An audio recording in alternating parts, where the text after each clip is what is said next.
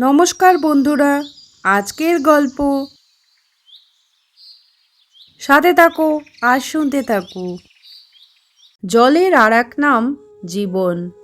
জল ছাড়া কোনো প্রাণী বাঁচতে পারে না, তাই জল পান করার জন্য পরিষ্কার জলের প্রয়োজন। আজ থেকে অনেক অনেক বছর আগের কথা। গোপাল ও তার প্রতিবেশীরা প্রত্যেকেই পানীয় জলের জন্য বহু দূরে একটি গ্রামে, যেখানে পাতকুয়া ছিল, সেখানে তারা জল নিতে যেত। দূর দূর থেকে সবাই সেই কুয়োতে জল নেওয়ার জন্য আসতো, কিন্তু সেখানে একটা বিশাল সমস্যা তৈরি হয়। কাছে দূরে যে যেখান থেকেই জল নিতে আসতো, জল তোলার জন্য যখনই বালতি ফেলতো, প্রতিবারই বালতি শূন্য দড়ি উঠে আসতো। এমন অদ্ভুত কাণ্ড বারবার ঘটায় গ্রামে ছড়িয়ে পড়ল যে কুয়োর ভেতরে নিশ্চয়ই ভূত আছে। এরপর গোপাল ও তার প্রতিবেশীরা মিলে আলোচনা করতে থাকে, এর একটা সমাধান করতে হবে। এমন সময় একটি লোক এগিয়ে এসে গোপালকে বললে, শোনো গোপাল, সবার মুখে মুখে যা শুনছি এ তো ভীষণ ভয়ঙ্কর ব্যাপার। পাতকুয়োর ভেতরে নাকি ভয়ঙ্কর এক ভূত বাস করে। কিন্তু এভাবে আর কতদিন চলবে? জল তো আমাদের খেতে হবে, সংগ্রহ করতে হবে।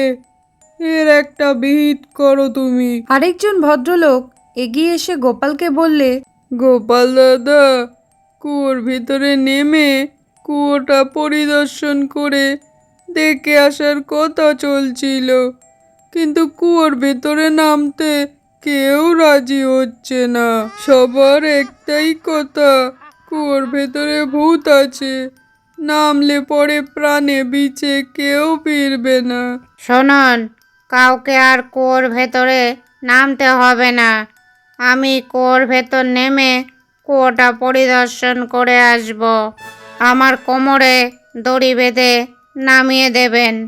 তবে শর্ত হলো, দড়ির অপর প্রান্তে অবশ্যই আপনাদের সাথে আমার মা ও বাবাকে থাকতে হবে। গ্রামের লোকজন গোপালের কথা শুনে ভারী আশ্চর্য হলো। গ্রামের এক পালোয়ান গোপালকে বললে, গোপাল দাদা, গ্রামের এতগুলো শক্তিশালী মানুষ থাকতে তোমার মা বাবাকে লাগবে কেন?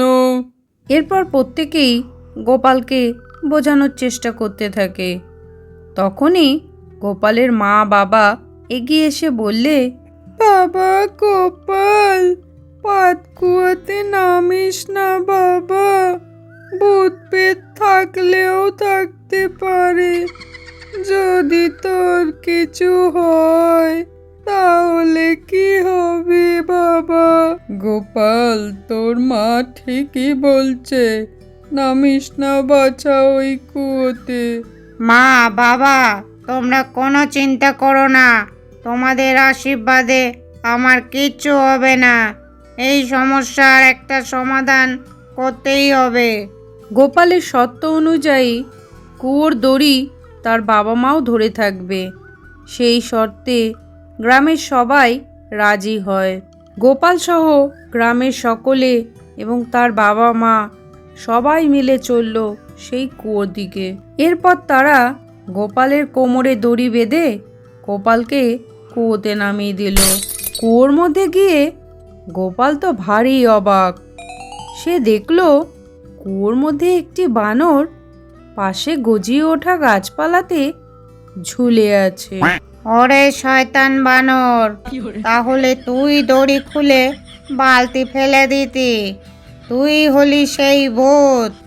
এরপর গোপাল বানরটিকে কাঁধে বসিয়ে দড়ি টানার নির্দেশ দিল। বানরটি ছিল গোপালের কাঁধে। এজন্য স্বাভাবিকভাবেই সর্বপ্রথম কুয়োর মধ্যে আবছা আলোয় ভূতের মতো মনে হলো তার চেহারা।